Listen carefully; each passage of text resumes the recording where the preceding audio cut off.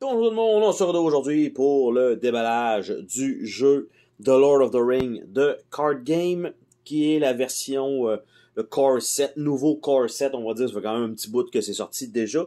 Avant, c'était une boîte pour 2 joueurs seulement, et en fait, pour pouvoir jouer à 4 joueurs, il fallait acheter une deuxième boîte. C'était un peu le modèle que Fantasy Flight Game avait pour leur Living Card Game. Et pour avoir avoir un peu aussi de choix pour monter les decks. Donc créer les decks, ça vous prend un peu plus de cartes que ce qui était dans une seule boîte. C'est sûr qu'ils ont sorti beaucoup de petits paquets. Puis le format était peut-être pas adapté non plus par la suite quand on veut les rechercher. Et depuis 2 ou 3 ans, ils ont, on va dire, remasterisé, probablement incluant les errata et tout ça. Et ils nous ont fourni donc une boîte, on va dire comme ça, et qui peut maintenant être jouée à 4 joueurs d'un coup. Donc avec les 4 types possibles, là, genre d'énergie qu'on peut générer. Et évidemment, ce qui manquait aussi, c'était les petits dials, donc pour être capable de jouer, ben en fait, c'était pas nécessaire parce qu'on aurait pu prendre des dés, par exemple, pour avoir les chiffres avec ça pour chaque joueur. Mais il manquait de cartes, évidemment, dans un seul set pour faire, évidemment, pour pouvoir jouer à 4. Donc, là, on a une boîte complète, 4 decks préconstruits, je pense, et on a 3 scénarios, si je me rappelle bien, genre de mini-campagne, peut-être. Peut-être pas campagne, mais il y a une façon de les faire un après l'autre, probablement. Mais chacun va quand même demander une petite manipulation de son deck à chaque partie. Donc, on a une belle boîte assez épaisse. Donc, on a 2 guides, un peu le format pour ceux peut-être qui ont joué à Marvel Champion. Donc, on a le guide de règles de référence et on a le Learn to Play qui est pour ma part j'avais déjà eu l'autre boîte avant, donc ça doit pas mal se ressembler encore.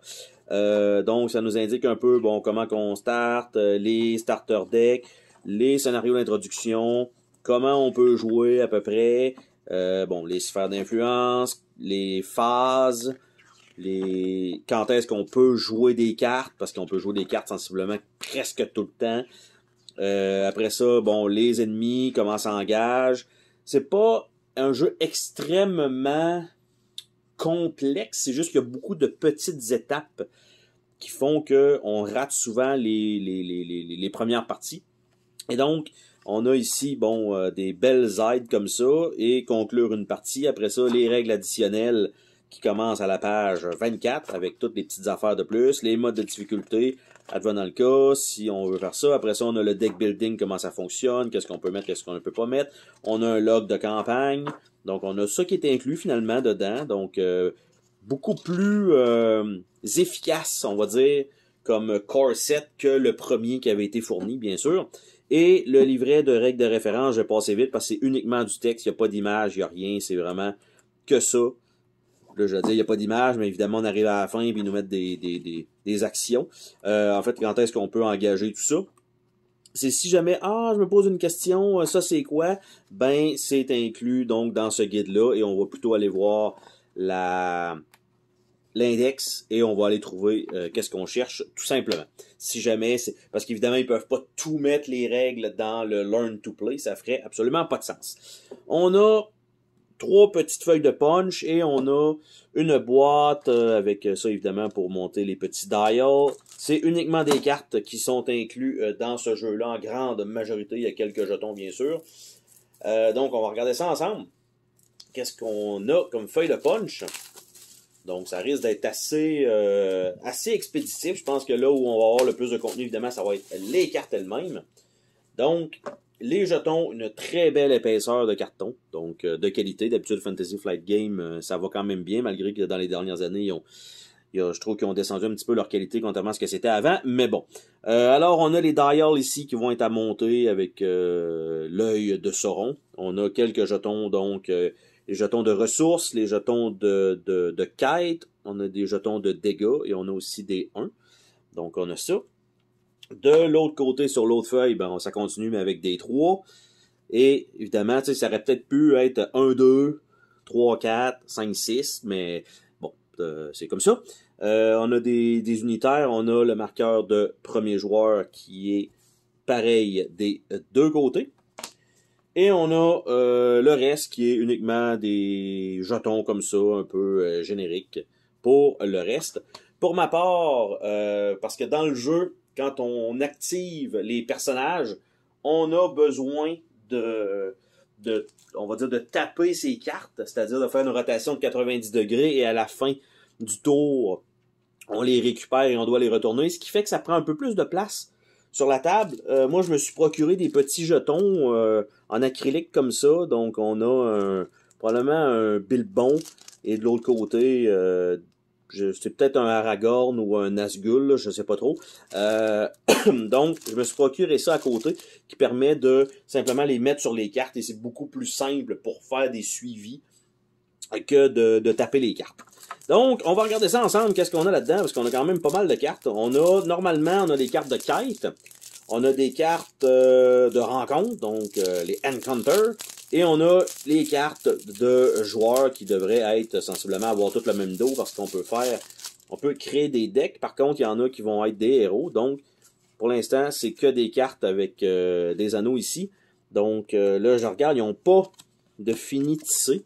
Donc, comme carte, d'habitude, Fantasy Flight Game, en tout cas, ils nous font de la belle qualité. Là, le carton est épais, mais les cartes, je pense qu'ils sont quand même relativement épaisses. Là. Tu vois que ça a quand même l'air d'être de qualité, mais ils savent que ceux-là qui vont acheter probablement ce jeu-là vont aussi sleever leurs cartes. Donc, en même temps, pourquoi mettre autant de qualité? Donc, on a encore un autre paquet comme ça.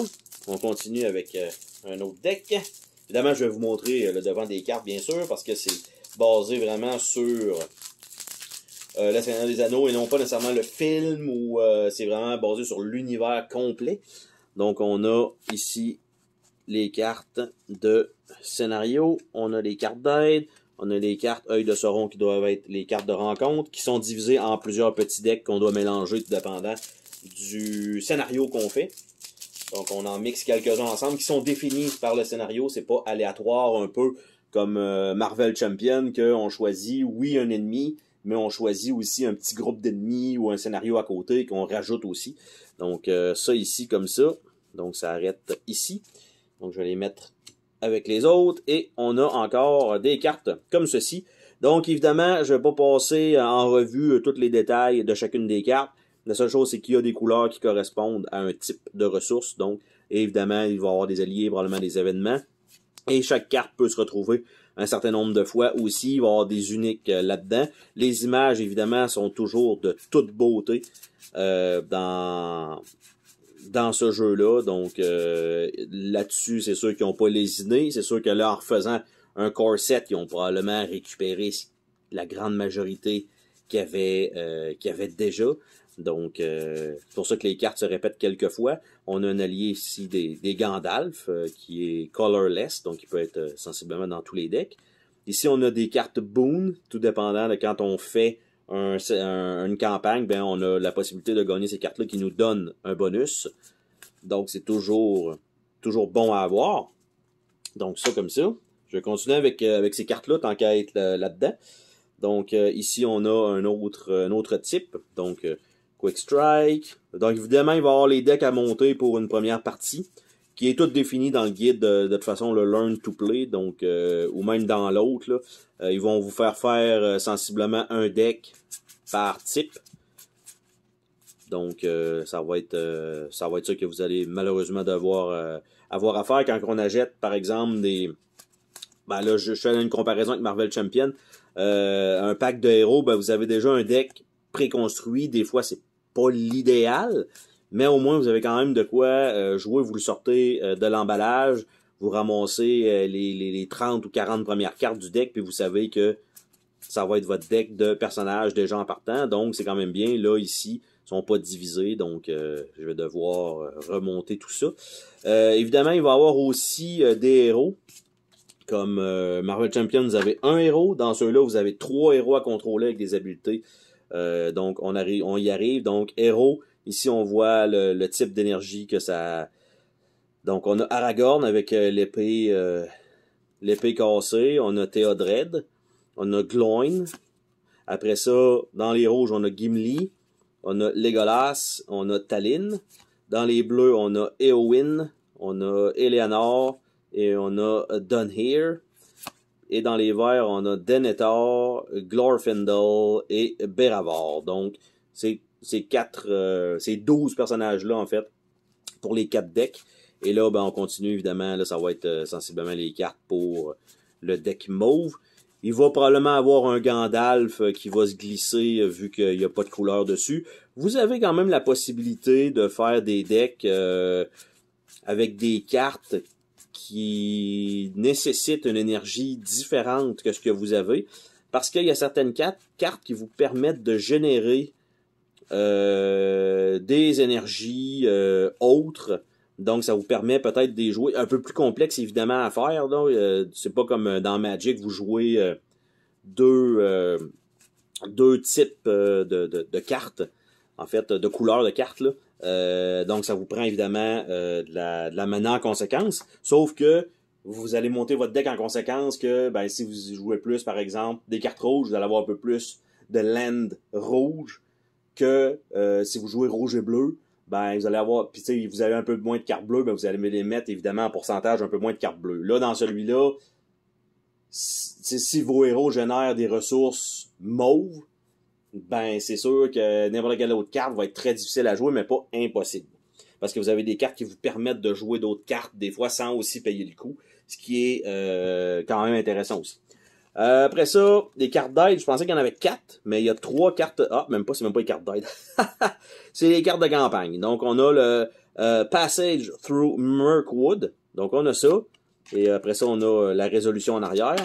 On a Mirkwood Path. Donc, Journey Along the Anduin. Et on a Escape from Dol Guldur. Donc, on a les 3 cartes de campagne. Les scénarios, quant à eux, donc là, j'essaie de les mettre dans l'ordre. Ça comme ça, Journey, Escape, ils sont pas dans le bon ordre. Passage through Mirkwood. Donc ça serait le premier, théoriquement. Donc, ce qu'on aurait, on a un setup qui est là. Et une fois que le setup est fait, on tourne la carte de côté. Et on doit avoir 8 points de quête pour pouvoir avancer à l'autre carte d'après, qui est la 2A, il y a juste du texte, flavor text, on tourne, on doit faire cette partie-là, et ainsi de suite, jusqu'au temps qu'on arrive à la dernière carte. Et là, on a une possibilité de 2. Donc, on choisit, il va y en avoir une des 2, et évidemment, le derrière des cartes n'est pas exactement pareil. Après ça, l'autre scénario, donc, along to, c'est le 3e scénario, donc on a ça ici, avec, bien sûr, les petites cartes de scénario là. Et le deuxième, en fait le dernier plutôt, Escape from Dun Guldur. Donc c'est les trois, il y a 3 cartes, contrairement au premier qui a possiblement un petit branching à la fin. Et les cartes de rencontre, quant à elles, donc il va y avoir des lieux qu'il va falloir qu'on visite et qu'on mette des points de quête dessus. Il va y avoir d'autres ennemis qu'il va falloir évidemment attaquer au travers, qui vont se répéter évidemment un peu. Il y en a qui vont être beaucoup plus difficiles. Au travers de tout ça, il va y avoir des petites cartes de traîtrise, comme dans Marvel Champion, donc qui vont évidemment vous faire du mal sensiblement ou booster les ennemis. Et là, on voit les symboles ici, ce qui correspond au deck dans lequel vous devez mettre ces cartes-là ensemble. Donc, après ça, ici, vous voyez que c'est un autre symbole. Donc, toutes ces cartes-là qui ont ce symbole-là vont être dans un deck. C'est possible qu'on mixe ça, exemple, avec l'arbre qu'on avait avant, tout dépendant du scénario. Donc, évidemment, dans les expansions, vous devez aussi avoir le jeu de base parce que c'est possible qu'on prenne ces cartes-là et qu'on les mixe avec des cartes de l'expansion qui ne sont pas des stand-alone. Donc, on a ça comme ça. Et là, bien sûr, le jeu commence à se faire un petit peu plus